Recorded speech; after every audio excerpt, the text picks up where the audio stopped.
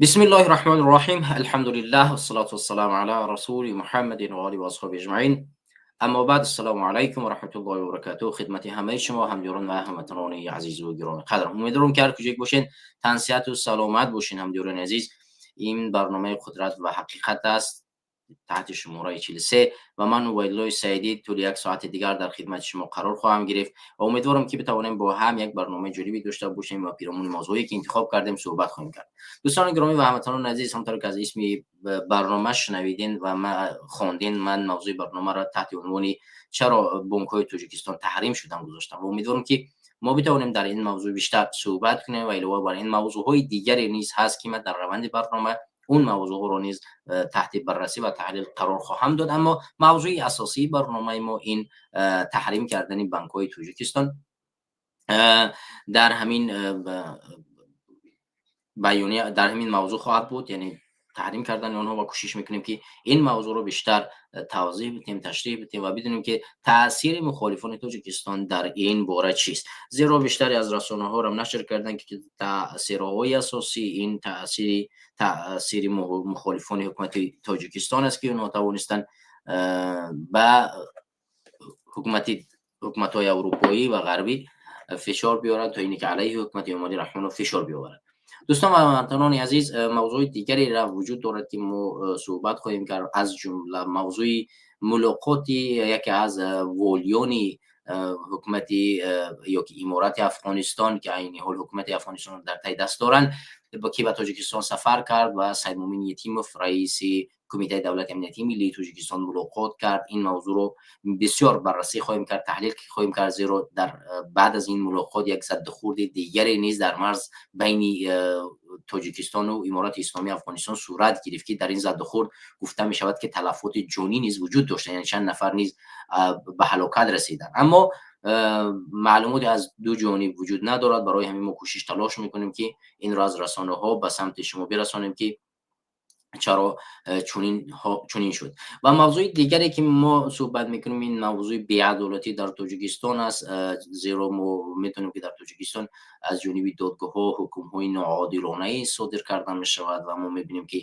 هر روز شکایت ها علیه حکم دادگاه برقرار کرده می شود و گفته می شود و بد اخلاقی و بد افلاسی جامعه تاجیکستان که در روزهای اخیر و در سالهای اخیر ما میبینیم که رونق پیدا کرده است و ما این موضوع رو یعنی با هم در اخیر صحبت میکنیم و میبینیم که امام علی رحمان در سفر به دنقره چی کارهایی را انجام میدهد و چی کارهایی را پیشنهاد میکند و چه حرفایی میزند، در حالی که جامعه در داخل دوشنبه و در داخل دیگر ولایت و دیگر منطقه ها در حال در شرایط بدی قرار دارند و هر روز شرایط زندگی، شرایط اخلاقی و از هر دیدی پایانتر و پایانتر میرود. خب شما رو به این برنامه خوش آمدید میگوییم و برنامه میگذاریم به موضوع اول. دوستان گرامی و هموطنان عزیز، همونطور که شما شاید آگاه شدید، از روز 23 اکتبر در رسانه‌های مجازی مقاله نشر شد با اسم اینه که بانک‌های تاجیکستان تحریم شدن، از جمله 3 بانک تاجیکستان: بانک دوشنبه سیتی و بانک استیپمن بانک و بانک دیگرش به نظر بانک ملی تاجیکستان و یا اینکه یک بانک دیگه است که در روند برنامه چون در روش خط زدن و از روی خط خواندن نمیتونم، ولی بعدا تکستی اساسیش رو پیشنهاد خواهیم کرد و در اونجا در اون تکست این بانک اسم بانک رو خواهیم خواند.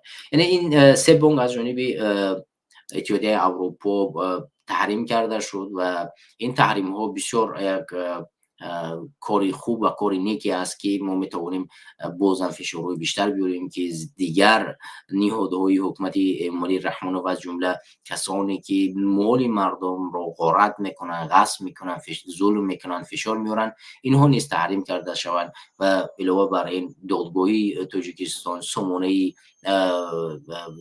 های حکومتی در خارج باید تحریم کرده شوند و علاوه بر این یکی از سیرهای سامان ایر نیز در خارج کشور بدون چرا که خصوصیت دولتی نیست باید تحریم کرده شود، زیرا خط خصوصی که تاجیک ایر بود او را کاملا از بین تقریبا بردن به خانه، یعنی مال ملک او را دزدیدن و در جای او سامان ایری که به اسدالله دوموداروس ایمالی رحمان رب دارد یعنی به او باز کردن و این کارهایی را باید ما انجام بدیم که اینو تحریم کرده شوند. حالا بیاید این مقاله را از رادیوی آزادی به سمت شما میخونیم و ما علاوه بر این واکنشی حکومتی تاجیکستان رو نیز داریم و واکنش او رو نیز در همین بیانیه برای شما قرائت میکنیم و کوشش میکنیم که با هم این برنامه رو جالبتر بگذاریم. این مقاله اولی است که من در روی اکران به شما آوردم. همونطور که شما میبینید اسمی 3 بانک از رادیوی آزادی با عکسشون در اینجا هست و بیاید بگذارید این مقاله رو با هم بخونیم.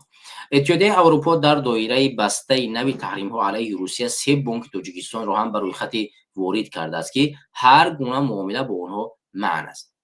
در قرار نوی شورای اروپا از روز 20 اکتبر درباره تحریمات ایلوگی نامی سپیتمن بانک دوشنبه، سیتی بانک و کامرس بانک تاجیکستان شامل شده است. یعنی اتحادیه اروپا 3 بانکی که در داخل تاجیکستان فعالیت میکنن گفته میشن که با اویلا و نزدیکان ایمالی رحمانوف ربط دارن، اینها را چکار کرده در خط سیاه یعنی تحریم وارد کرده است که هر گونه ارتباط و همکاری در اروپا با این بانک ها میتواند یک جرم به میان بیارد.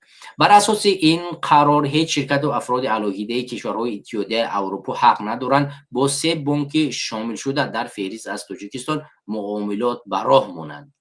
در قرار دایر به اعمال تحریم های نگفته شده است که در فهرست مؤسسه های مشخص کشورهای سوم شامل کرده شدند که از راه کنار زدن محدودیت های صادراتی از جمله کامپیوتر، ابزارهای اداره ماشین، میکرو الکترونیکا، بسرنشین ها و دیگر مال ها و تکنولوژی های نو غیر مستقیم و تقویت توانایی ارتش روسیه سهم میگذارند.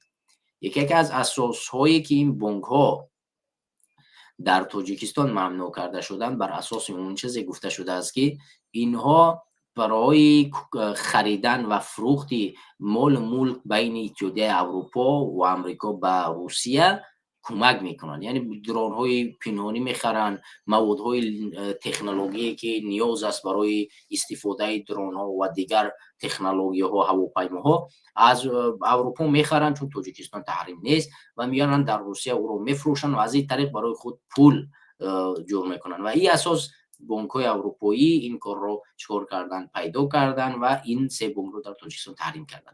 حالا بیاید دوام اخبار رو میخونیم. پایگاه خبری پامیر اینساید نوشته است که 3 بانک تحریم شده به نزدیکان ایمالی رحمان پرزیدنت تاجیکستان تعلق دارند. یعنی یکی از رسانه های تاجیکستان که پامیر اینساید است، نامش او ادعا کرده است که این 3 بانک به اولاد ایمالی رحمان و نزدیکان ایمالی رحمان ربط دارند و ما بدون شک میدونیم که در تاجیکستان یعنی بیشتر از بانک ها و جایهای درآمدی به خانواده ایمالی رحمان ربط دارد و هر کسی نمیتونه در تاجیکستان بدون اجازت اونها یا که بدون سرمایه حکومت چیکار کند، یکون بانک بسازد یا که یکون تجارت بزرگ تشکیل کند.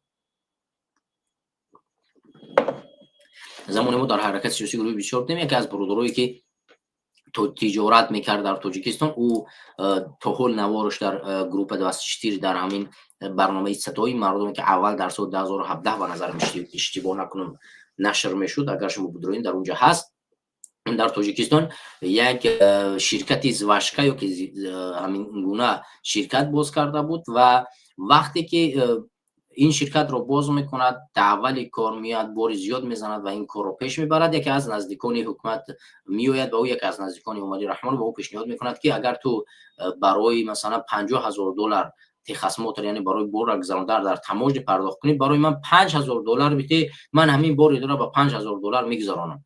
و این میگه که من راضی میشم $5,000 میتیم بار اول این کارو میکنم، دفعه دوم ایرا 10 تا میکند، دفعه دوم میاد تهدید میکند که باید ما 50 تا 50 کار کنیم و من پول این شرکت یعنی 50 پول من میتیم 50 تو و بالاخره میگه من راضی نشدم و اومد چیکار کرد، شرکت من رو کاملا گرفت و اون شرکت بانکرات شد به خاطر که کاری که من یاد داشتم و این رو تجارت کردم بودم او بلد نبود. وقتی که من دست کشیدم کل پول مال ما رو گرفت و اون شرکت چیکار کرد، از بین کاملا رفت و تلاش هم کرد اون شرکت رو بسازد نتوانست، به خاطر کار اون شرکت رو من بلد بودم. یعنی این نشان میدهد که در تاجیکستان بدون اجازت حکومت شرکت ها و یا اینکه بانک ها ساختن نمیشوند مگر اینه که یکی از اولادهای ایمالی رحمانov و یا اینکه یکی از همون نزدیکترین از انسان ها به ایمالی رحمانov چیکار نکند، به تو گرند نشود، برای تو گرند نشود و به تو همشریک نشود در تجارت هایی که تو انجام میدی. حتی پولدارترین انسان در تاجیکستان امروز برود و بدون گرند بودنی نزدیکان ایمالی رحمانov نمیتواند یگان کاری انجام بده و بر اساس این میتونیم بگیم که پایگاه خبری پامیرین سایت بدون دلیل این حرف رو نزده است و میتواند دلیل هایی را داشته باشد. به قول اتحادیه اروپا تأسیسات و شرکت و افراد علایده که در این فهرست هستند در جنگ روسیه و ضد اوکراین کمک میکنند. بسته نوی تحریم های اتحادیه اروپا علیه روسیه رو امروز 23 اکتبر اعلام شد.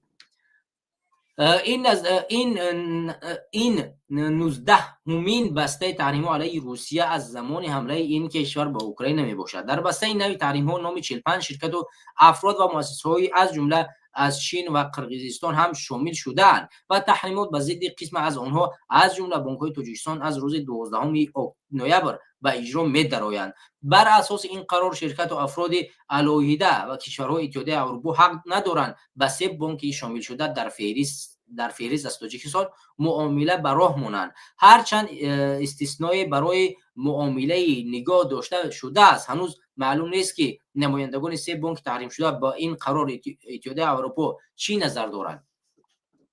بانک های مذکور از جمله بانک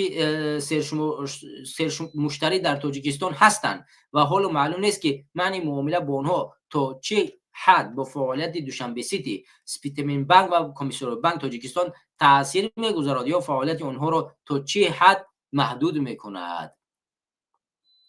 از زمان تجاوز روسیه به خاک اوکراین این بار اول نیست که شرکت‌های واقع در تاجیکستان از سوی کشورهای غربی تحریم میشوند. از جمله اخیراً شرکت گازپروم نفت تاجیکستان تحریم شد. این شرکت یکی از تامین کننده های اساسی سوزشواری در تاجیکستان است. تاجیکستان شرکت استراتژیکی روسیه است، هرچند دوشنبه آشکار از حمله روسیه به اوکراین پشتیبانی نکرد. برعکس گفته است که خواهان حل مشکلات از راه مذاکرات است. در 3 سال اخیر خبر مرگ صدها تاجیکستانی رسانه‌ای شد که از طرف روسیه علیه اوکراین می‌جنگند. یکی خود نشان دادی رضایتی حکومت تاجیکستان از پشتیبانی جنگ روسیه علیه اوکراین است. و بیایید اینجا کمی تحلیل بکنیم که بعد برمیگردیم به خبر دوم که خبری که حکومت تاجیکستان واکنش نشان داد. اما اینجا بیا چند چیز رو در نظر بگیریم که تمامی همین بسته‌هایی رو که اینها شامل کردن، همین بسته‌هایی رو که شما می‌بینید نسبت بانک‌ها، همه اینها یک اساس دارد. اساسی که اینها به حکومت روسیه کمک کردن و این باعث گشت که این بانک‌ها رو تحریم کنند. بیایید یک چیز واقعا بگیم، اینها برای دزدیدن پول مردم این کارو نکردن. اینها برای این حکومت بارها و سالها مردم تاجیکستان رو میکشد، ظلم میکنه، تحریم ایجاد نکردن. اینها به خاطر مردم اوکراین و به خاطر منفعت خود این کار انجام دادن. البته در اینجا تاثیر مخالفه وجود دارد که معلومات جمع کردن به دست اینها رساندن که این بانک ها به اوکراین کمک میکنند، در شکی نیست. اما ما میبینیم که جامعه تاجیکستان و مردم تاجیکستان برای اروپایی ها، امریکایی ها، روس ها، چینی ها، عرب ها، برای هر کسی دیگه هیچ ارزشی ندارد. اگر صدها تاجیکستانی رو در 100 جا بکشن، یگان کشور برای من و تو جان فدایی نمی کند، برای من و تو پول مصرف نمی کند، برای من و تو به کسانی که ظلم کردن چیکار نمی کنند، تحریم ایجاد نمی کند، در لیست سیاه قرار نمیده. برایشون اوکراینی ها مهم است، چون منفعت های ملی اروپایی ها و امریکایی هاست، ولی مردم تاجیکستان که سالها ظلم کرده می شوند برایشون یک تحریم ایجاد کرده نمی شود که اونها.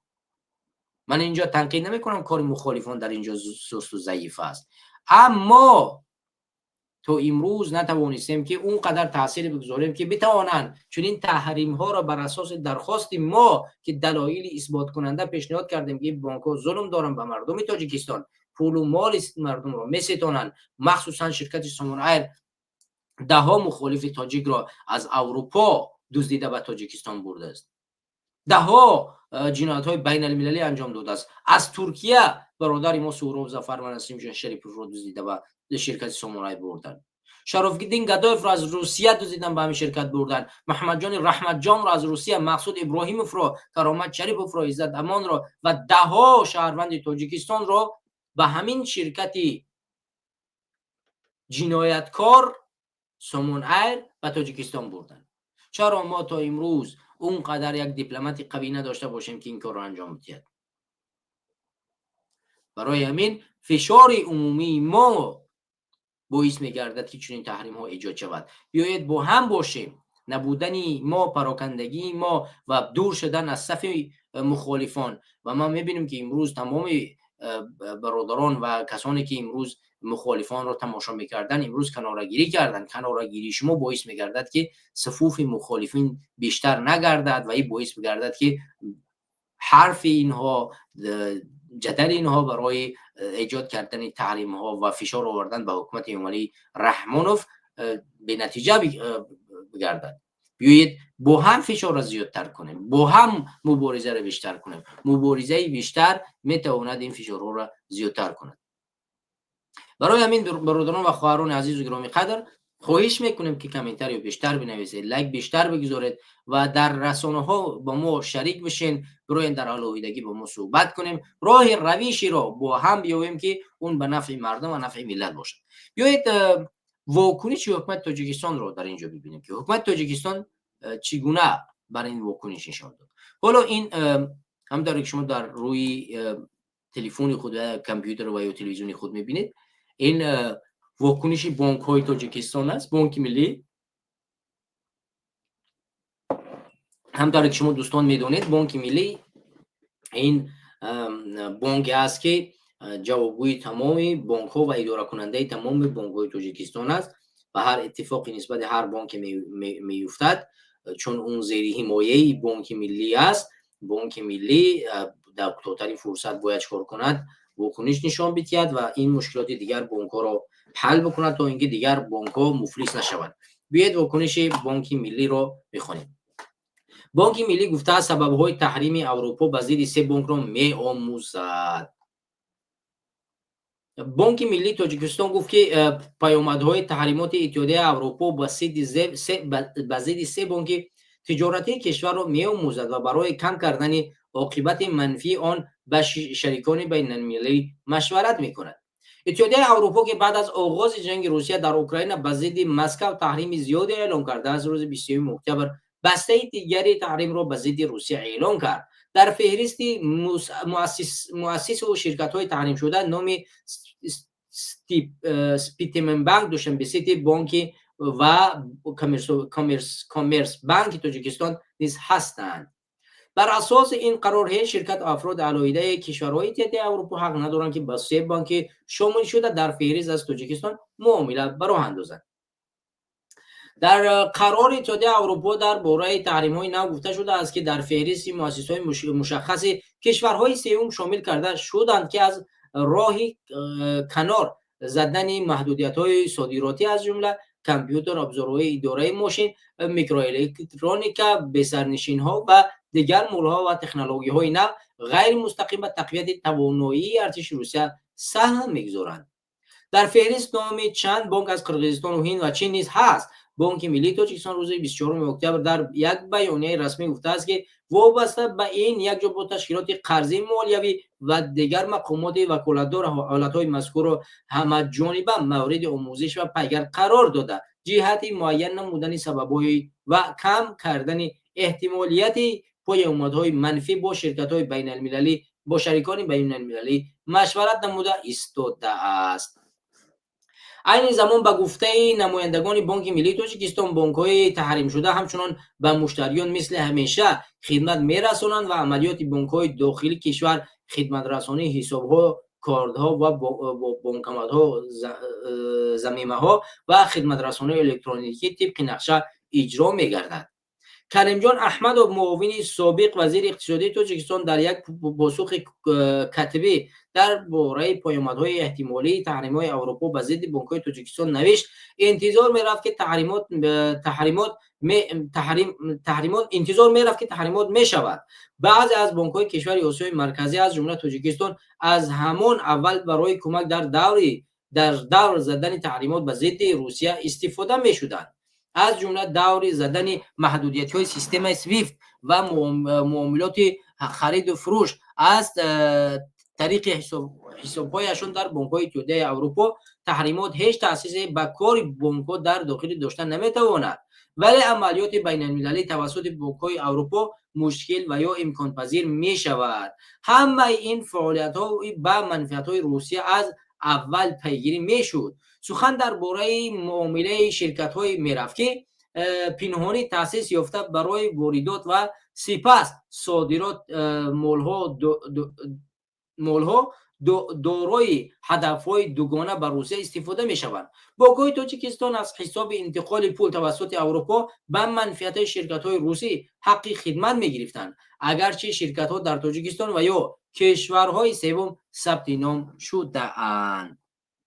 همطور که به طور این کارگر رو اگر شما حرفایش رو بشنوید، این بانک ها به خاطر اون تحریم کرده میشوند که یعنی یک بانک روسیه میآید با اینا شرطنامه میبندد و پشت پرده اینا رو میگوید که شما با ما همکاری میکنید و ما با سیستم سویفت کاربار فعالیت نداریم و شما باید از اروپا برای ما مثلا اینقدر مقداری تکنولوژی رو باید خریداری کنید، بیایید و او رو ما به روسیه انتقال میتیم و شما در این چیکار میکنید؟ پول دریافت میکنید. و بر اساس همین چیزها این شرکت ها تحریم کرده شدن، یعنی سانکسیون زده شدن.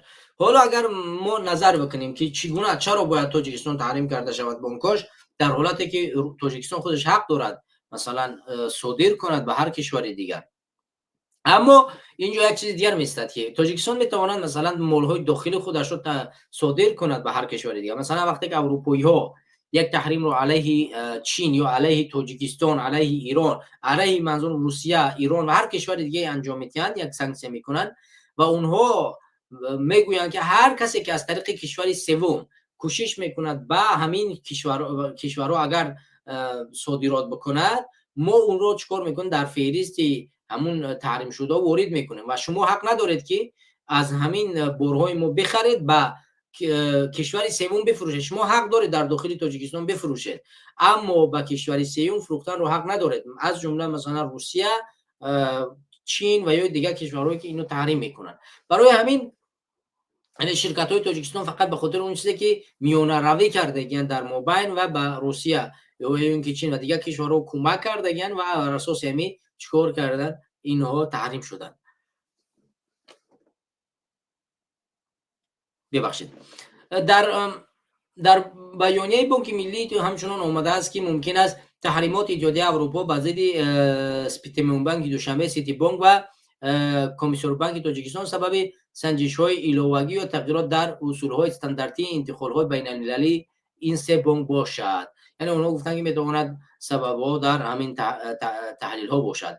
اما پایگاه خبری پامیر اینساید نوشته است که سه بانک تحریم شده و نزدیکان امامعلی رحمانوف تعلق دارند. یعنی در اخبار گذشته خواندیم در امکان دارد در نزدیکترین شرکت‌های حکومت امامعلی رحمانوف باشند و این بر اساس همین اتحادیه اروپا اینها رو تحریم کرده است. بانک ملی همچنان گفته است که فعالیت نظامی بانک با رعایت قانونگذاری عمل کننده ادامه داشته برای تامین فعالیت منتظم، ثبات و حفظ منفعت‌های مشتریان تمام چاره‌های ضروری را اندیشیده می شود. بانک‌های مذکور از جمله بانک سرمشتترین در تاجیکستان هستند و حالا معلوم نیست که معنی معامله با آنها چی حد با فعالیت دوشنبه سیتی و یا اینکه دیگر بانک‌های تاجیکستان تاثیر می‌گذارد و فعالیت آنها را تا چه حد محدود می‌کند. ولی اگر همونطور که شما می‌دونید بانک دوشنبه سیتی و دیگر بانک‌هایی که در اینجا اسم بردن بسیار مشتری زیاد دارند در تاجیکستان و اینها می‌توانند علاقه ضرر جدی ببینن، از جمله مشتریان این بانک می‌توانند ضرر ببینن، به خاطر اینکه از روسیه و دیگر کشورهای اروپایی به این بانک ها پول روان میکردن و حاضر امکان دارد که دیگر از کشورهای اروپایی، امریکایی و دیگر کشورهایی که موجودن دیگر به این کشورها چکار نکنند، یعنی پول روی کردن نتوانند. این میتواند به کسانی که از این بانک کارت گرفتن ضرر برساند و امکان دارد اونها برن بانک دیگری باز کنند و برای اون باز بود دوباره برای یک کارت باز کردن دوباره پول پرداخت کنند، در حالی که کارت باید بی پول باشد. اما حکومت جمهوری رحمان چون یک سیستمی را برقرار کرده است که برای باز کردن یک کارت در تاجیکستان شما پول پرداخت میکنید.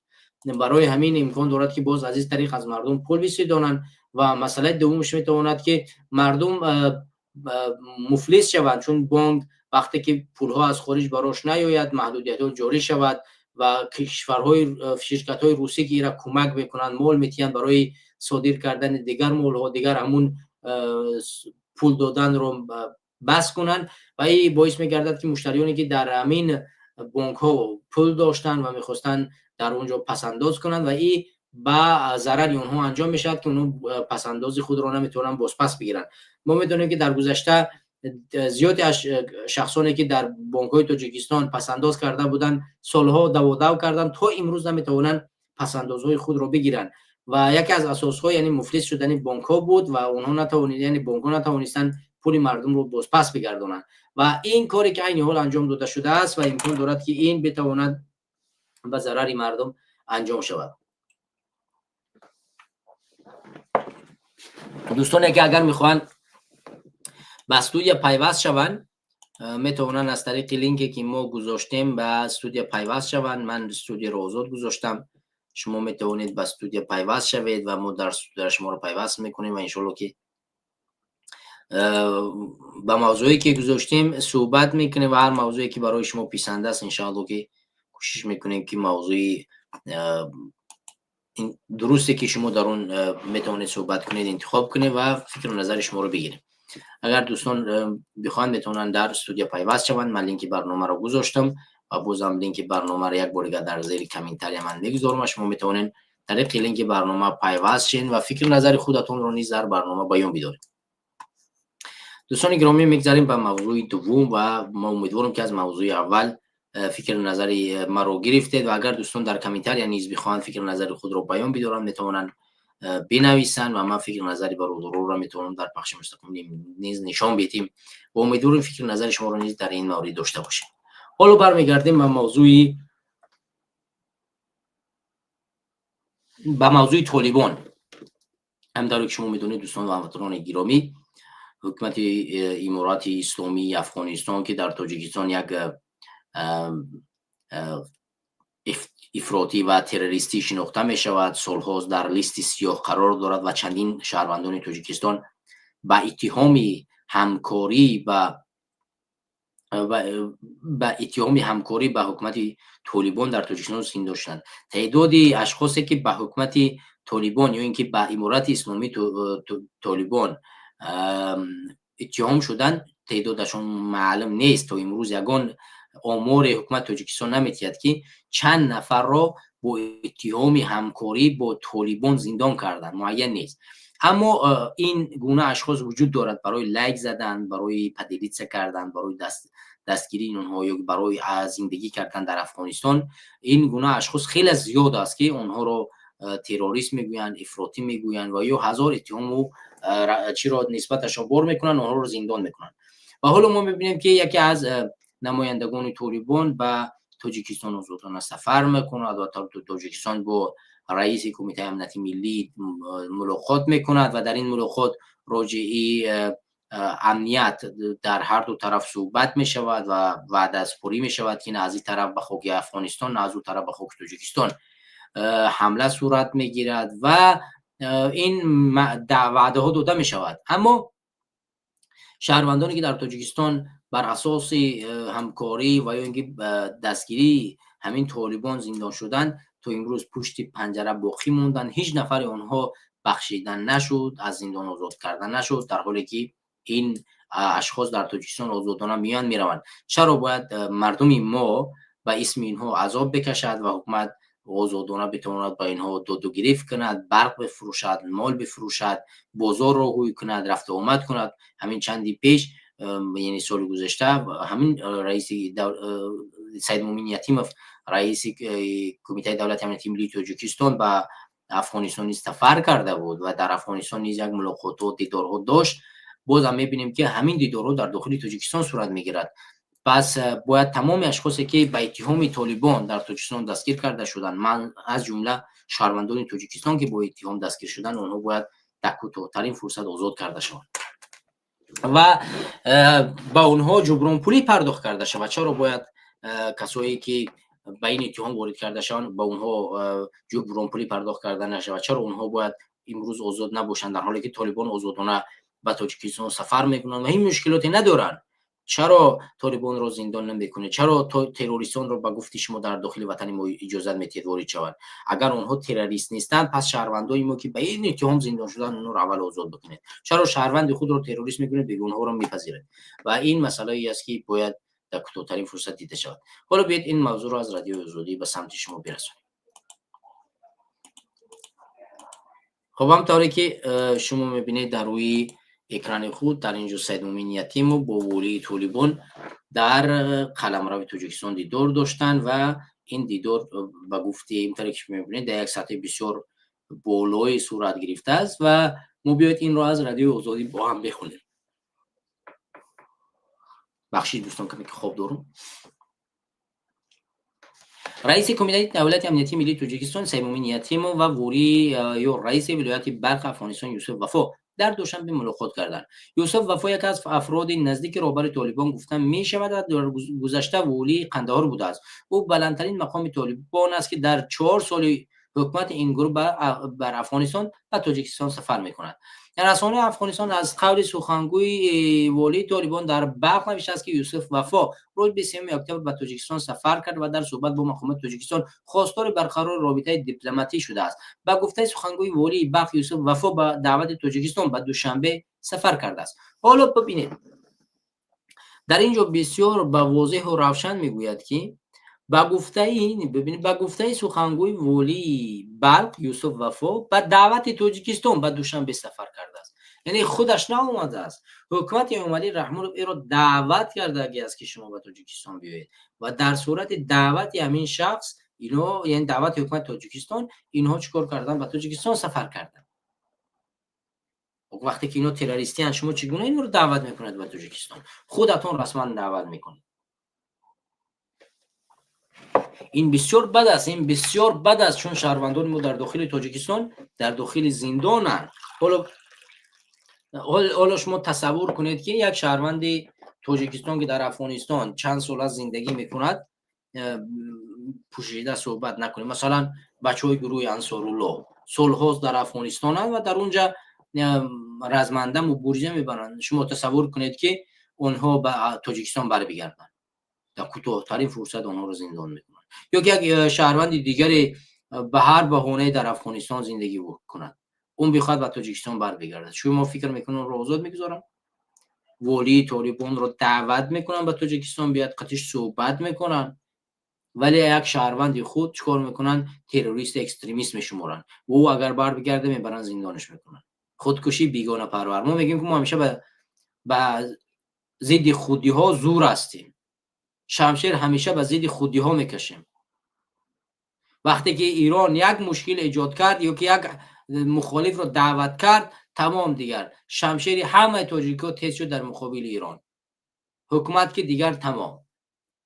اما ما میبینیم که هر روز طالبان به خاک تاجیکستان حمله میکنند، زد خورد صورت میگیرد و باز به تاجیکستان دعوت کرده میشوند و یک استقبال گرمی را انجام داده میشه. به نوشته افغانستان اینترنشنال، والی طالبان در این دیدار و ملاقات ها بر گسترش رابطه دیپلماتی، فرهنگی، اقتصادی و علمی میان دو کشور تاکید کرد. مبارزه با تهدیدهای امنیتی را اولویت همکاری دو جانبه دانستند. او خواستار هماهنگی عملیات در مبارزه با گروه‌های تروریستی و شبکه‌های قاچاق مواد مخدر شده است. طالبان در تاجیکستان یک گروه ممنوع و تروریستی دانسته می‌شوند. رسانه افغانستان از قول یوسف وفا نوشتند که به هیچ کسی اجازه داده نمی شود که از خاک افغانستان علیه کشور دیگر استفاده شود. بند نوشتن این رسانه رئیس کمیته دولت امنیتی ملی تاجیکستان به استقبال از موضع طرف افغانستان به اهمیت حفظ همسایگی و رشد همکاری امنیتی و استخباراتی میان دو کشور تاکید کرده است. مقامات رسمی در دوشنبه نیز رسانه‌های تاجیکستان را تاکنون در مورد این سفر خبر نشر نکردند. سفر والی بلخ به افغانستان به تاجیکستان در روزی صورت گرفت که دوشنبه میزبان سومین نشست کشورهای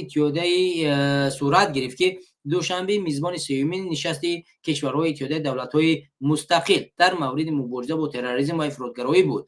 معلوم است که مقامات حکومت طالبان بر شرکت در این نشست به دوشنبه اومده است یا مستقلانه دعوت شده است. حالا سوال اینجاست، سوالی بسیار کلانی که اینجا وجود دارد اینجاست. منم تو این نقطه منتظر بودم که کمی در این مورد صحبت کنیم. حالا دوستان و هموطنان عزیز شما ببینید، حالا شما فکر میکنید که شاید امکان دارد که والی طالبان رو تاجیکستان دعوت کرده باشد، تا اینجای خبر چنین میرسید.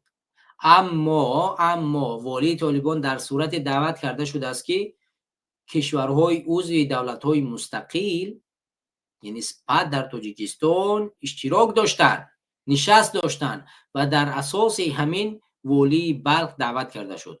آیا معلوم هست که در همین نشست پشت پرده همین کشورها افغانستان اشتراک کرده بود یا نه؟ آیا او با دعوت پوتین به تاجیکستان آمد یا که با دعوت ایمانی رحمانوف؟ آیا اشتراک آنها با دعوت روسیه بود یا که با دعوت تاجیکستان؟ طالبان در روسیه علاقه تروریستی نیستن، اونها را از لیست بیرون کردن، ولی در تاجیکستان تروریستی هستند. پس روسیه اجازت بتید اونها به تاجیکستان میآید و روسیه اجازت نتید اونها نمیان، مگر خاک تاجیکستان خاک روسیه است؟ اینجا نشانه آشکاری از نبودن استقلالیت کامل در تاجیکستان است که هر کسی که یعنی هر روسی که بخواهد هر کاری در داخل تاجیکستان انجام میتید و هر کسی رو بخواهد دعوت میکند و ما و شما حرف زده نمیتونیم، اومدی رحمانوف حرف زده نمیتوند و زبان باز کردن نمیتوند. شما دیدید و این معلوماتی بسیار دقیق، در حالی که ببینید این همین یک روز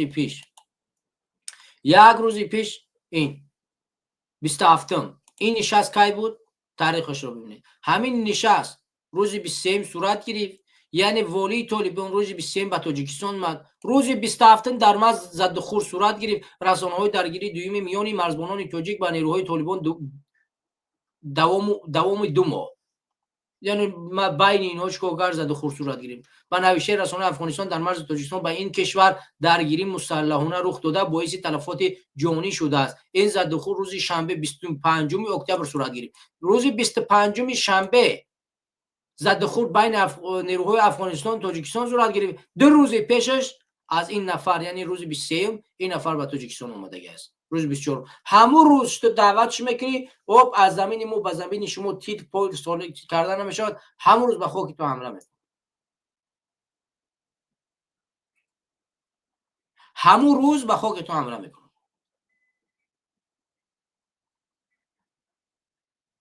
برای همین روز رسیده است که ما خودت بربخیزیم از تمامی اشخاص حمایت کنیم، دفاع کنیم از کسایی که نظامی هستند، از کسان شهروندانی که در داخل افغانستان هستند، از هر کجایی که هستند باید با اونها صحبت کنیم، لبیک بگوییم و ایشان رو دعوت کنیم که بیان در رسانه‌ها مستقلانه مبارزه خود رو پیش ببرند و مقابل ظالم و دیکتاتور هر تاجیکی که در هر کجا که هست اتحاد سرجم شیم و بریم وطن خودمون رو آزاد کنیم. چرا تاجیک با اسم گوناگون امروز اتهام کرده شود؟ هر تاجیکی که هر کجا هست میخواهد وطنش آباد و آزاد کرده شود و امروز بربخیزد چیکار کند؟ برود وطن خود رو آباد کند، وطن خود رو از دست ظالمون نجات بدهد. در هر کسی کمک بپرسد. هر کشوری که امروز برای ما تو مرز میتید، برای ما تو میز میتید، جای میتید، مکان میتید که ما بریم مستقر شیم، بریم تاجیکستان رو آباد و آزاد کنیم، باید لبیک بگوییم، بریم از اونجا استفاده کنیم، بریم وطن خودمون آباد کنیم. این وطن ما امروز مال روسیه است، مال تاجیکستان، مال ایمانی رحمانوف نیست. والی طالبان رو دعوت بکند، یک روز پس دعوت والی طالبان به تاجیکستان حمله میکنند. تمام دیگر این روسیه دعوت میکند. ما باید با طالبان یعنی دقیقا بگیم که از سرزمینی ما هیچ وقت در مقابل شما استفاده کردن نمیشود. ما با شما بیاید کار کنیم، ما با شما همکاری کنیم، ما وطنمون از زیر همین ظلم نجات بدیم، شما برای ما میز بدید، بریم با ازبکستان صحبت کنیم، با قرقیزستان صحبت کنیم، با خیتوی صحبت کنیم، بیاید برای ما میز بدید که ما بریم از طریق زمین شما وارد تاجیکستان بشیم، بریم وطن خودمون رو آباد و آزاد بکنیم. معین است که روسیه امروز حکومت جمهوری رحمان رو اداره میکند و اجازه نمیدهد که کسی به خاک تاجیکستان وارد شود. پس ما مجبورا باید وارد شیم و نه گردنکج روسیه شیم، نه گردنکج هر کسی دیگه. به وطن رو آزاد کنیم و از ظلم و ستم این ظالمان، این بدبختان نجات بدیم، وگرنه همین گونه رفتن میگیریم. چه از روی مسلحانه باشد، چه از روی خوب باشد، رشد باشد، هر روی که نباشد، باید من تو مبارزمون رو پیش ببریم.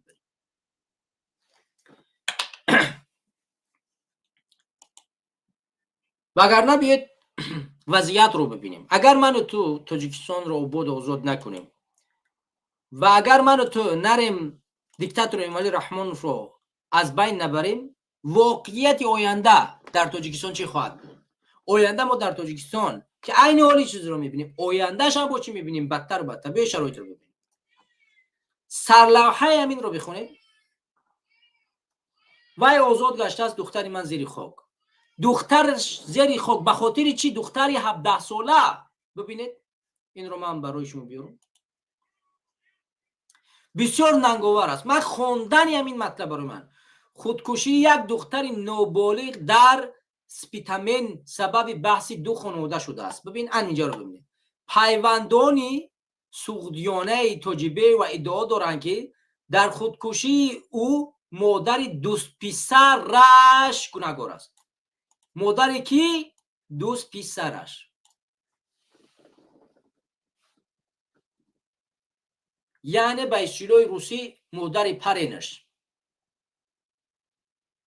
مسلمان تاجیکستانی خواهر من و تو امروز در سن 17 سالگی 16 سالگی در سن 16 سالگی چی داره؟ دوست پسر و این دوست پسر در 16 سالگی سبب مرگ شدگی است. این حال است، این حال واقعی که رخ میتید. فحش و فحش هایی که این حال رخ میتید. باز مادرش گریه دارد، شرم نمی کند، میگوید که سبب مرگش مادر دوست پسرش.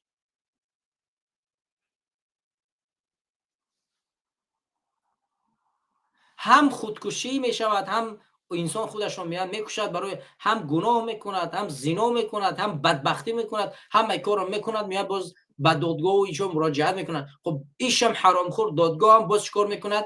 پسر را آزاد میکند و میگه خب دختر مرد.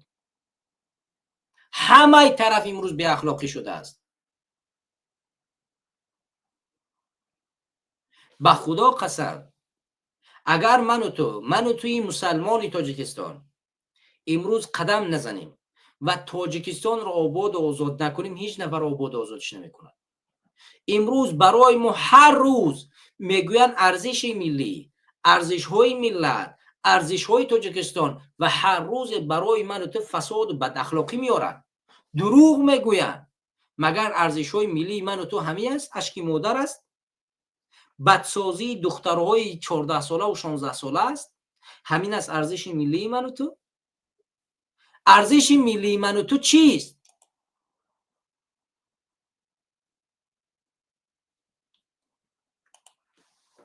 برادر چی باید کرد؟ بفرمایید دوست گرامی.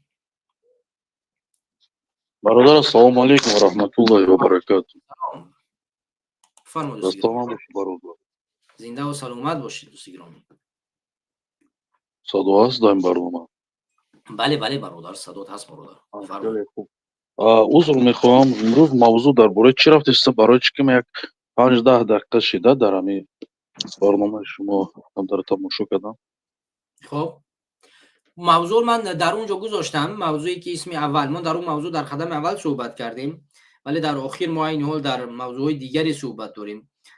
در آخر موضوع بد اخلاق شدن جامعه و از جمله من این مطلب رو این حال خواندم که یک دختر والدین دختر به خاطر خودکشی کردن که دختر یعنی سبب مرگ شده است یک پسر، او در سن 16 سالگی خود را هلاک ساخته است و این سبب مرگش دوست پسرش یعنی به اصطلاح روسی پرینش شده است که اون دخترم 16 ساله و خانواده‌اش باز شکایت دارن که این برادر به نظر ترک کرد.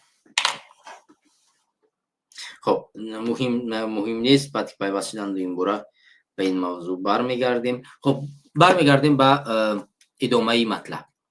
برادر که پیوست شدن این باره برادر پیوست میکنیم. دوستان لطفاً برنامه را اول یک بار پیگیری کنید، موضوع رو بخونید، بعد پیوست یک دوباره تکرار بفهمونید.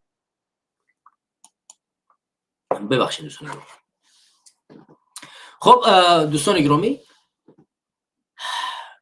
جامعه ما به کجا می رود؟ همطوری که شما ببینید این مطلب رو بخونیم. خودکشی یک دختر نوبالغ در ناحیه سپیتامینی سبب بحث دو خانواده شده است. پیوندان سوغدیانه تاجیبای و ادعا دارند که در خودکشی او مادر دوست پسرش گناهکار است. جانب دیگر ادعا رد میکند داستان تفتیشات سببهای خودکشی را آغاز کرده است که 6 ماه پیش رخ داده است. تنی به جان و آویزان سوغدیانه تاجیبای و 16 ساله را پیوندانش صبح 4 ایون از عاقل حولیشان پیدا کردند. صف 9 بود و همان روز باید در مکتب امتحان میسپرید. زلخمار جمال و بی سوغدیانه تاجیبای به امتحان رفت یا نه گفته به خانهش در آمده پرسیدنی شدم که در آمدم بینم در خانهش نیست، نبیرم حجرهش را به ترتیب آوردگی ولی کفشش در بیرون در ایستاده است. همه جای را کافته و به هزار فکر خیال افتادم. دویدم به عاقل رفتم بینم خودش را آویخته است، تا حال از پیش نظرم نمی رود. بیبیش میگوید که سبب فاجعه بحث جنجالی مادر دوست پسرش است که با قول او 2 روز پیش از حادثه به خانه‌شان آمده جنجال ماجرا برداشته است. زلخمار. خب بیا این رو از رادیوی آزادی تماشا کنیم با هم.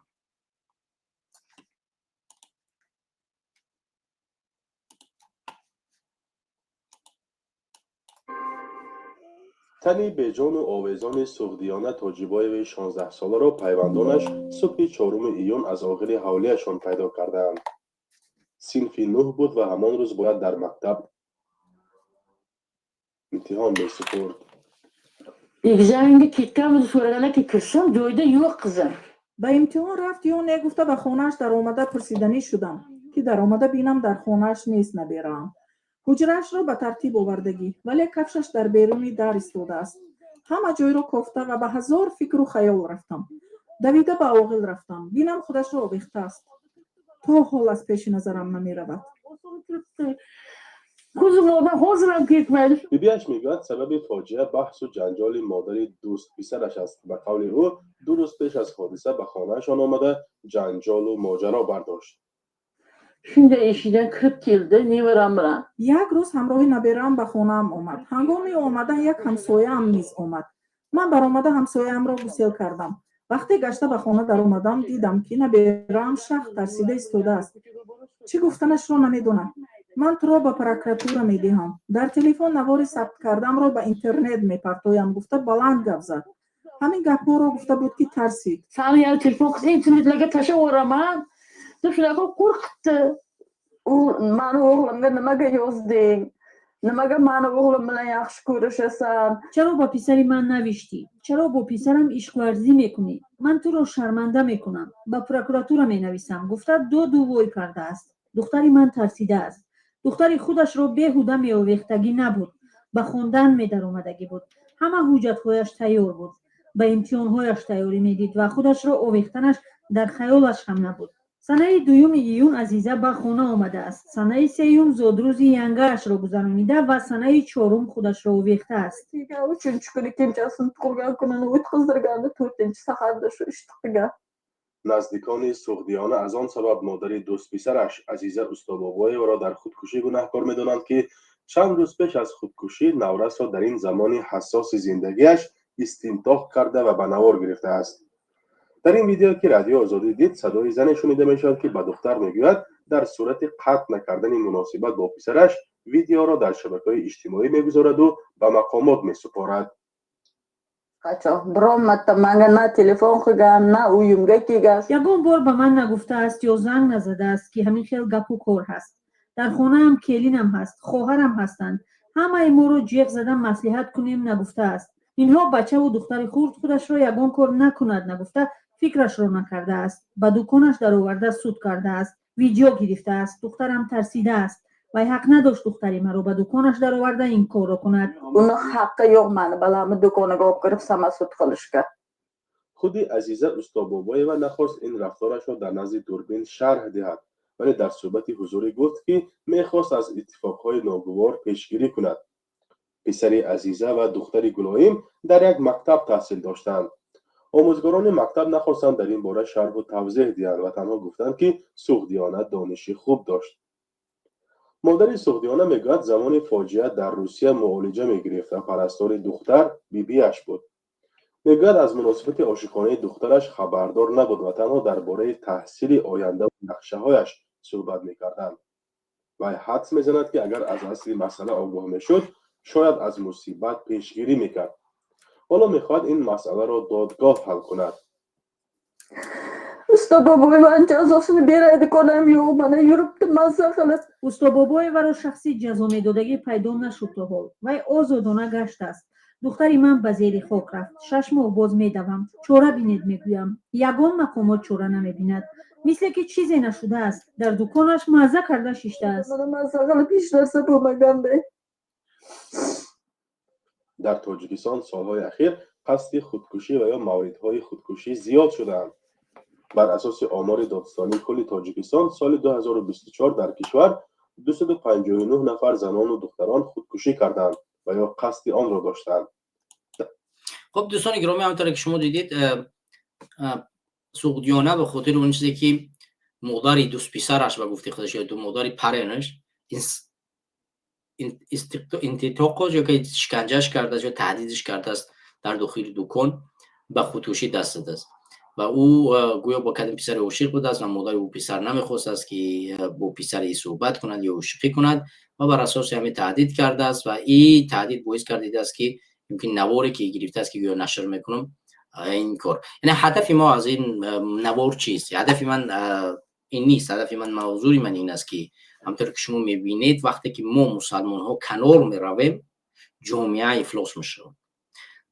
ما سببگار پیشرفت جامعه میشیم در صورتی که ما سیاست رو بخش از زندگی خود قرار بدیم، مخصوصا مسلمان ها، چون در دین سیاست رو جدا کردن از اسلام بسیار بد است و ما نمیتوانیم سیاست رو از دین اسلام جدا کنیم و وقتی که ما مسلمان ها از سیاست جدا میشیم دیگران بالای ما سیاست میکنن، حکومت میکنن و این باعث میگرده که من تو مسلمان ضعیف میگردیم و جامعه من تو این گونه خراب میشود. آیا فکر کنید که این دختر 15 ساله‌ای که گویا عاشق شده است یا 16 ساله عاشق شده است ای از کجا میداند که با یک پسر صحبت کردن در مکتب گناه باشد؟ ای از کجا میداند گناه او را؟ در حالی که با لباس کلته مثلا فاحشانه مکتب میرود. مکتب رو اینجور کردن که در مکتب با لباس دینی با لباس انسانی اجازه نیست بره، باید لباس را بپوشه که لباس جهانی غرب است و جهانی غرب هر لباسی میپوشن اون لباس انسانی اونهاست. جهانی ما، جهانی مسلمان، جهانی لباس خودش را دارد و جامعه باید طوری میخواهد لباس بپوشند و وقتی که اینها جامعه رو به این جامعه را میرسونند گناه اون دختر نیست، گناه من تو مسلمان است که از سیاست کنار رفتیم و اجازت دادیم دیگران برای ما سیاست کنند و جامعه ما رو بد اخلاق بگردونند و این سببش است که به خاطر پرینش میره خودکشی میکند. دختری 16 ساله، خواهر من و تو و دختر من و تو. این قیگر بیستیم و جامعه ما بدتر و بدتر و بدتر می شود. برادر چی باید کرد بفرمایید؟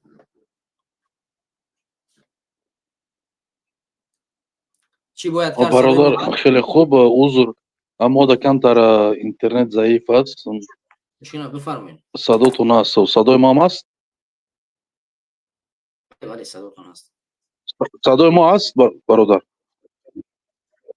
بله صداتون هست. интернет камдар заиф аст, камдар интернет ҳаминҷа мепартояд, барои мо нашид дуюм бор шид ки ҳаминҷа шидистем, қабул шидистем дар ин барнома. Хеле хуб қайд кардед. Ин худкушӣ ин буд дар мо, дар ҳамаи миллати мо буд. Вақте ки мо ҷавон будем, бояд ин аст ки худкушӣ ки ҷавоное буданд, худкушие ки буданд ки хеле буд. Не ки ман ҳамешта ҳайронам ки барои чӣ шумо мисол ҳамамон медонем ки дар ҳар як новусу барнома ҳамин чӣ буд, бародаре ки дар аэропорт қатл карданд. Худкушӣ майл аст, мо инро мефаҳмем, медонем. ҳар одам мисол худаш ҷавоб саволшо метиҳад дар пеши Худованд. Вақте одама наглси мегиранд, мисол рӯи рӯшод чӣ хеле ки бошад рӯшод, одама мекушанд, қатл мекунанд. ҳамин чанд ка дигар давом метиҳад дар ҳамин миллати мо, дар хомӯши миллат. Ман просто дар ин ҷо гапе ки мо бояд як фикре кунем ки дар ҳамин ҷомеа, дар ҳамин чӣ ки миллат дар ҳама тарафа ҳам худкушӣ кардеста, ҳам қатл кардеста, ҳам миллат нест нобуд шуда рафтеста. Ва миллати мо бепарво, бе ягон чӣ, дар ягон чӣ нестанд. 4 бародаре ҳастанд ки мухолиф ҳастанд, мебуранд мисол дар барномаи худшон гап мезананд, сухане мегӯянд, дилсӯзие мекунанд дар ин миллат. Не ки миллати ақибшина, миллати хов рафтагӣ, миллати тарсову. Ман намедонам барои чӣ мо ҳаме хешидем рафтем да. Мо дочанде ки мефаҳмонӣ мегишонам, мефаҳмонишонам, ай тарсошон бисёри вақт мисол бисёр касе ҳастанд ки метарсанд. Миллат беҳад тарси сахт дорад. Миллате ки берун аз ватан аст, аз дигар давлатҳо аст, ҳастанд одамое ки мисол гап мезананд пушти экран, рӯи экран. Бисёре ки миллате ҳастанд ки мераванд меоянд ватан, дар дуруи ватан, берои ватан ҳастанд, метарсанд. Миллат тарсончаки сахт шудагиай. Миллата бояд як намуд кардан дар кор ки миллат бояд бифаҳмад. Бедор шавед, бедор аст миллат. 80-70% миллат бедор аст. Ваки тарсе ки миллати худмон дорад, ягон миллат надорад. Бовар мекунед? Тарс. Як намуд тарс омадагиай ки агар ҳамун 3 рӯз чилосиниш ки тарси шайтанашро меравад. бовар кунед да. Як намуд тарс омадагиай дар байни миллат. Агар 3 шав 3 рӯз ҳамун бухоншонад мусулмониву ба ҳамун чизе ки мекунад, чизе ки буфаҳмоншонад, серамун тарсишон намеравад. Ҳамун баданшон, ай ҳамун чизшон да. Миллат бояд ихе нашавад. Вақте ки мисол одам худшо мусулмон мегирад, майли, алҳамдулиллоҳ, машаллоҳ мусулмонӣ. Мусулмон бояд тарсончак нашавад. Вақте ки пайғамбари худмон ҳамин чӣ бигӯм, як инструксияре ки дод, ки мо ин инструксия худи бояд зиндагӣ кунем, кормонро пеш барем. Инструксия чӣ буд? Аввалаш ки бояд мусулмон мардум натарса. Одам ки таваллуд шуд, бояд натарса. Инструксия ки ҳамин пайғамбар мо ҳамин инструксия бояд ки кор карда шавад. Не ки миллати худмон ба гуфтан мисол миллат аст, на ки ба зиндану кор пеш бурдан миллати ай ҳама пасттарини тарсончаки трусливи миллат дар ҳамин рӯи дунё беғарзи миллати худмон нест. Пус қаҳр мекунанд, хафа мешаванд, мисол чизе ки меша намеша. Ман действительно дидистам ку бовар мекунед, берои ватананд, охир ба гуфтан тоғри намеғалтад. Тарсе ки миллати худмон дорад, валлоҳи ку ба гуфтан тоғри намеғалтад. Бо гуфтестам, агар ҳар як кадомашо 3 рӯз чилосин ка ҳамун тарси шайданаш намеравад. Ай ки метарси? Ай режими диктатор. Мефаҳмӣ? Миллата бояд як намуд кардан дар кор ки тарсиш хате якантарак дур шавад. Ай байни ҷомеада. Ба сиёсат, ба гуфтан, намедонам ба чӣ. Анамиш мондагиа миллат бедор аст. Бедор шавад ки мефаҳмад, медонад чӣ гап аст, чӣ гап нест. Чоплусанд, яке медонад. Ай мо утра зур медонад ки дар дуруи Тоҷикистон чӣ гап аст. Ҳама золимову қотилиро ҳамаашо медонад. Ҳамааш медонад. Не ки тарси доранд. Анамишна ман ҳайрон мешавам. Ман чӣ хеле ки боша набошад Аврупо нестам, бале ман дар Россия ҳастам, не ки صدها شما میبینیم میفهمیم گوش میکنیم مثال رفت آمد داریم انامیش من میستم فکر میکنم که توکای چند سال دیگه دوام میتیه همین ملت ما هم پستی و همین ترسانچکه و همین عقب شینی و همین یکدیگر چه بگم گم کردن و ای پیش یکدیگر رفتن همین طریق انامیش امیش چه بگم اشیبکه که مثال همین بین خمان همین ای همون بین ملت خمان بر یکدیگر فهمی کم است باوری نیست یکدیگر فهمی نیست عقب شینی ترسیه оё и хабаркаш бузу бузғоло қавру бало набоша анамихе миллат тунук шида рафтеста миллат гум шида рафтеста миллат ақибшиникса миллат тарси шидеста тарсонча ки бад шидеста ман мефаҳмам бале бародар шумо мисол барнома дорен меген мефаҳмем мо ами мо чорта одамое ки мисол мефаҳмем не ки мо агар бигем ки мисол як тарафи дигар гирем миллат 70-80-90% ҳамаш бедоранд медонанд прекрасно мефаҳманд ҳамашон медонанд чӣ гапай на ки тарс 99% дар дилшон дар организмшон дар хуншон дар таншон беҳад тарси сахт доранд мебиниш ченам як танг як чӣ бигӯм як буз баланд не ки ами қади чора метарса ай чӣ метарси режими диктатор анами тарси бояд ай байни миллат ай ҳамо танаи миллат ай ҳамо ҷону дарди миллат ки дорад бояд тарси равад не ки миллати хмо намедонам ки мо чӣ кор кардан шавад ки миллат бояд тарсо ай байн равад барои вай бародар и худкушӣ ки мегӯянд и худкушӣ ай ҳамо аввало буд ман ҳам боядам аз талабаи мактабам будам ҷавонам будам ҳар рӯз худкушӣ буд не ки рӯ шод қатл кардесиян миллат хоб аст ақибшини хоб тарсо саршон хам карда гиранд ямо дунболи чӯре хаб карда гаштед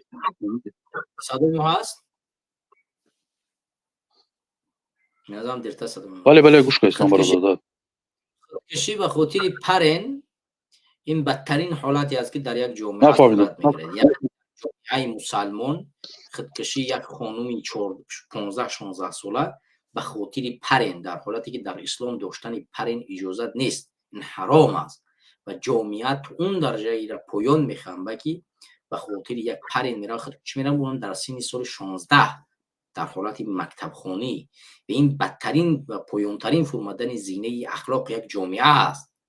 هدف من اون نیست که در خودکشی نیست، خودکشی زیاد است، اما اخلاق جامعه با این حکومتی غیر دینی و حکومتی منقوطی به این جامعه میرسه. ما اینجا یعنی اون منظره اخلاق جامعه را نگاه داریم که با این حکومت با خاموشی مسلمان ها و دور بدن از فعالیت سیاسی و دینی این باعث گردیده است که جامعه ما با اینجا قرار گرفته است.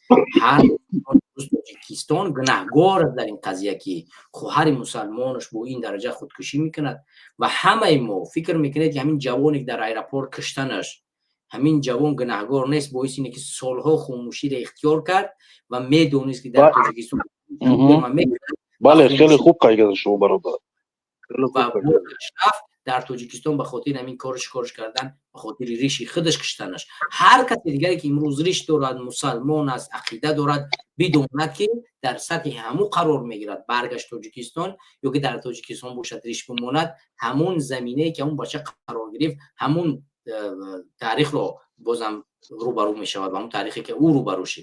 پس باید ما و شما عینی حال با اون فکر بیاییم که چگونه میتوانیم جامعه مسلمانی تاجیکستان رو به سیاست بربگردانیم. بیداری سیاسی یعنی بیداری سیاسی دینی باید داشته باشیم. یک مسلمان باید بیداری سیاسی دینی داشته باشد. مثلا ما و شما امروز در تاجیکستان بیداری اخلاقی از هر جهتی کم و بیش داریم ولی بیداری سیاسی دینی نداریم. مشکلات اساسی ما هم این همینجاست که این سرچشمه اصلاح اخلاق جامعه هست.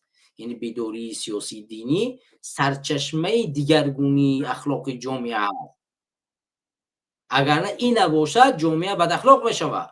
آهسته یک بارانه بلکه آهسته از بین میره اخلاقش. به خاطری که در همون بالا سیاست است که اخلاق جامعه رو اداره میکند که چگونه تغییر بیاورد و اگر سیاست نبود و اخلاق رو اداره نمیکرد اخلاق بدتر میشد. برای همین وقتی که ما از شما دعوت میکنیم هدف ما رو همین است. دوستان گرامی، من گفته بودم 1 ساعت برآمد میکنیم، برنامه امروز 1 ساعت باشد. برای همین برنامه رو طولانی نمیکنیم. برادر ما هم خارج شدن، اینترنتش خیلی به حد بیزی، بس امکان داره بازم پیوست شوند، ولی ما شما کوشش کنیم که برنامه رو کوتاه‌تر و تاثیربخش بگذاریم. دوستان لایک خود رو فراموش نکنید، لایک بیشتر بگذارید، لایک خیلی کم بگذارید و این باعث می‌گرده که برنامه پیشرفت نکنه. پادیلیس کنین، کامنتاریاتون امروز بسیار ضعیف بود، بیشتر نمی‌نویسین و این باعث می‌گرده که مشکلات ایجاد میشه. در هر موضوعی که من صحبت میکنم فکر نظر خودتون رو بنویسین. با این طریق شما میتونید ذهن خود رو بسازین، قلم خود رو بسازین، مفکوره خود رو تغییر بدین. شما بنویسین، نظرهای خودتون رو، فکر خودتون رو بیان بدارین، تو اینه که کسی باشین که در هر موضوعی فکر نظر خود رو دارد، در هر موضوعی میتواند بیان بدارد اون چیزی که درست است و اون چیزی که باطل است. و این بسیار درست است و تنقید هم باشد، تنقیدی سزاواری بکنید و من آماده اصلاحی هر گونه تنقیدی هستم. دیگر وقت شما رو طولانی نمیگیرم. اینجا موضوع گوناگون دیگه ای رم بودن، سفر ایمانی رحمانوف به دنقره و گشودن مکتب به اسم خودش و دهها کارهای دیگری که در اونجا صورت گرفت، ولی ما به او بر نمیگردیم و امکان داره در موضوع بعدی و در برنامه بعدی نیز بر بگردیم. برادر چی باید کرد؟ من دیگه خارج میشم از برنامه، به خاطر که 1 ساعت باید صحبت میکردم. من امروز کار دیگه ای دارم. ان شاءالله که امیدوارم که برنامه بعدی بر وقت‌تر پیوست شین، تو اینی که ما بتونیم در موضوعی گوناگونی با هم بیشتر صحبت کنیم. ان شاءالله که امیدوارم که برنامه بعدی پیوست میشین و ما بیشتر میتونیم در هر موضوعی صحبت کنیم ان شاءالله. دیگر همه را به خدا میسپارم. تا 1 ساعت میشود در بخش مستقیم، 1 ساعت 15 دقیقه میشود. من خارج میشم، بسیار کار مهم است باید خارج شم. ان شاءالله که بازم در برنامه بعدی صحبت میکنیم و حتما موضوعی گوناگون رو بررسی خواهیم کرد و کوشش میکنیم که برنامه جالب‌تر بگذرد. دیگر شما رو به خدا میسپارم. السلام علیکم و رحمت الله و برکاته.